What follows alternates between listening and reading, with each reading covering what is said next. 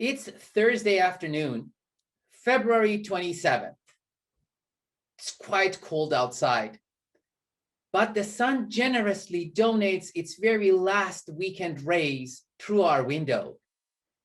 My mom and I are lying down somewhere in the northern hemisphere, and we're enjoying the very last bit of sun that we can get. Like any Iranian kid, I am intoxicated with the feeling of approaching Nowruz. It's been at least a week that we're writing how many days are left right on our blackboard in the class. Yes, it was 45 years ago.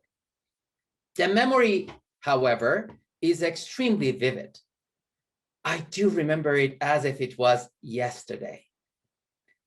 My mom was pregnant at a time. We knew that we're going to celebrate an addition to the family any day, but we didn't know the gender. I did not know whether I'm going to have a brother or I'm going to have a sister. I had mixed feelings. I was happy. At the same time, I was jealous. I wouldn't know how this new creature would look like, or whether he's going to take some of my privileges. Anyhow, we were lying down, me and my mother. I vividly remember she was big and she was supposed to deliver at any time.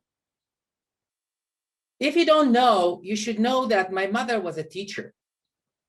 I was her only child at the time, definitely her pride and joy. She was extremely passionate to teach me. And on the other hand, I was like a sponge. I was thirsty to learn. I would listen to anything. I would read anything. I would go through the books that were written for adults just for the sake of reading them. I know that mom was secretly proud of me. Proud because I could read and write at a very early age. So when we were lying down, I was looking at the shelf that we had at our living room, and we kept our books there. So I'm trying to show off with my mom, and I am reading the title of the books. And of course, those books are for grown-ups. It's so hard for me to read the titles, but I try. So I'm reading Hafsad Million Mardom Chin by Uriana Falaci. My mom smiles. She corrects me. Hafsad Million Nafar Mardom Chin by Oriana Falaci, which in English means 700 million people of China, written by Oriana Falaci, which later I realized that she was an Italian famous writer. I continue. Hamsayeha Naveshte Ahmad Mahmoud. And she corrects me again. It's Hamsayeha by Ahmad Mahmoud. This is the book titled Neighbors, written by a writer, very famous and one of my favorite writers, Ahmad Mahmoud. And then I read. This one is really difficult. I read Gulistan by Abu Muhammad Sheikh Maslah Din bin Abd Allah Sadi. Wait, mommy, she's got my school's name in his name. She starts laughing and she is like, oh God. If I knew better, I would have thought that Sadi probably was a Brazilian guy with that long of a name. But he wasn't. I learned it later. He is one of the most famous poets in Iran's history. So I continued. Sheikh Maslah Din Sadi Shirazi. Mom corrected me. You can actually call him Sadi. It's easier for you, and your school is named after him. You know, he wrote this book, Gulistan, as a way to teach us the way that he lived his life so we can take lessons from his life. And I'm like, what lessons, Mom? It's really hard to understand. She's telling me, okay, wait a second. Let me explain to you. For example, Nowruz. Do you know what Nowruz is? You've been ecstatic about Nowruz, but do you really know what Nowruz is all about? I'm like, of course I know. It's 2 weeks holiday. We're just gonna have so much fun. I'm gonna receive AD, which means like surprises and gifts. And she's like, no, no, no, no, no. That is not all about it. Let me tell you, Nowruz is this exact moment that celebrates the transmutation of winter to spring. It is this meticulously calculated time, one specific second in the 24 hours that we actually transfer from winter to spring. And because of that, we as Iranians, we celebrate this. And guess what? A lot of poets wrote a lot of poems about spring. And Sadi is one of them. Do you want to hear some? I'm like, sure, I would love to. Can we read from Golistan? She's like, no. Sadi has other books as well. There is another one called Bustan. It's a little bit more rhythmic.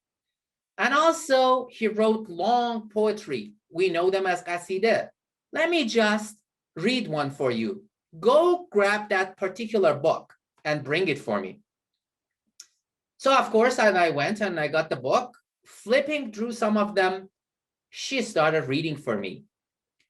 بامدادی که تفاوت نکند لیل و نهار خوش بود دامن صحرا و تماشای بهار. I looked like an idiot.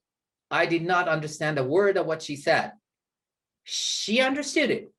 And she is like, look, it says during the spring, early in the morning, right at a time that you cannot say if whether it is day or night, you're supposed to go to the nature and enjoy it. And I'm like, uh-huh. She continues.